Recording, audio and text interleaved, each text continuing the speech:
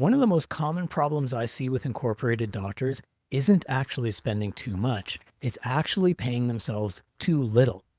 They know that they're working hard and they're earning a good income, but they're confused because day to day they're stressed out and they feel like they have to pinch pennies.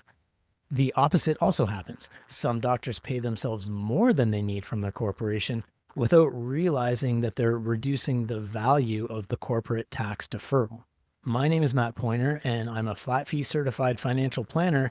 But I have to tell you, getting this right doesn't actually require complex financial planning. It just requires clarity about what your personal cash flow needs actually are. Let's use Dr. Alex. Alex is an incorporated physician. His corporation earns more than he needs to live on, which, as you know from the first video in this series, is why he incorporated in the first place. Anyway, the question now is how much he should be paying himself from his corporation. Fortunately, getting the answer is really a simple three-step process. First, Alex needs to cover his monthly expenses: mortgage or rent, utilities, insurance, food, hobbies, transportation. These expenses are predictable and persistent over time, but most people don't know how much their life costs. Now, I know this might sound a little bit crazy, but because this number needs to be accurate, I actually suggest that all my clients review a whole year's worth of expenses. I know it sounds like a lot of work, but if Alex didn't do this, he'd likely underestimate his actual spending and set his compensation too low. Savings contributions would then be delayed, financial stress would continue, and at some point, Alex is going to realize that it's really impossible to plan without knowing what his life costs. So he might as well sit down and establish what that number actually looks like. Second, Alex needs a game plan for expenses that are coming up in the next 1 to 5 years.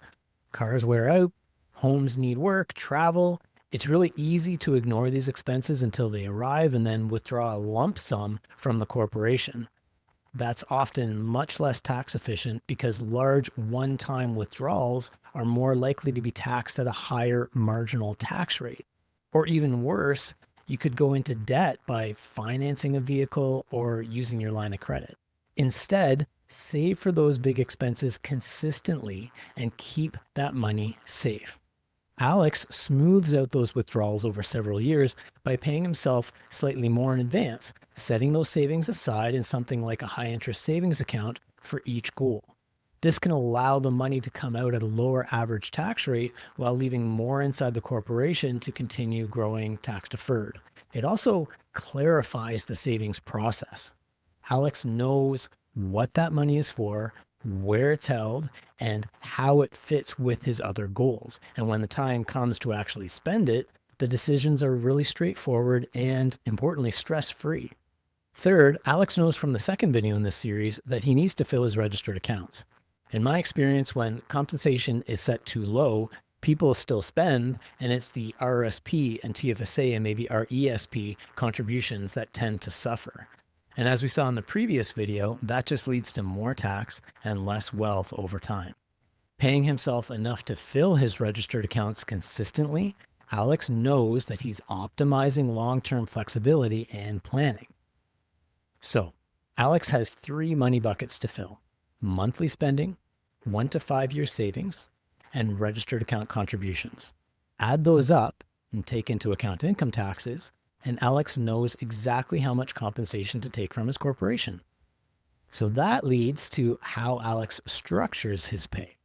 For most early and mid-career incorporated doctors, salary should form the majority of compensation at least until RRSP room is fully maximized. The required salary to do that is easy to find online, but you can actually calculate it yourself by taking next year's maximum RSP contribution room and then dividing it by 0.18 or 18%. At the time I'm recording this video, next year's maximum RSP contribution is $35,390. If we divide that by 18%, we get $196,611. That's the salary of this year that will maximize RSP contribution room next year. But don't take more compensation just to maximize RSP room. Remember, compensation is all about how much you need to fill those 3 buckets: monthly expenses, 1 to 5 year goals, and registered accounts. Don't take more salary simply to maximize RRSP run because that will just result in more personal taxes. Now, there's one important caveat to all this. If the corporation has notional account balances, that's those ones with weird names like CDA and RDTOH, dividends should form part of the compensation mix to maintain tax efficiency. This is covered in more detail in the salary versus dividends video. But on that note, since notional accounts are so confusing for most people, if you'd like a video just on how those notional accounts work, let me know in the comments. So putting it all together, Alex's target compensation is really simply the sum of 3 things: monthly living expenses, planned 1 to 5 year savings, and registered account contributions. Paying less than this amount often leads to constrained cash flow and delayed savings, and paying more than this amount increases personal taxation and reduces the benefit of corporate tax deferral. The point of incorporation is to defer income that you don't need today into the future, when it can be taxed more efficiently and used more flexibly. To do that well, you need a clear understanding of what you actually need now. So this 3-step process, I think, provides that clarity.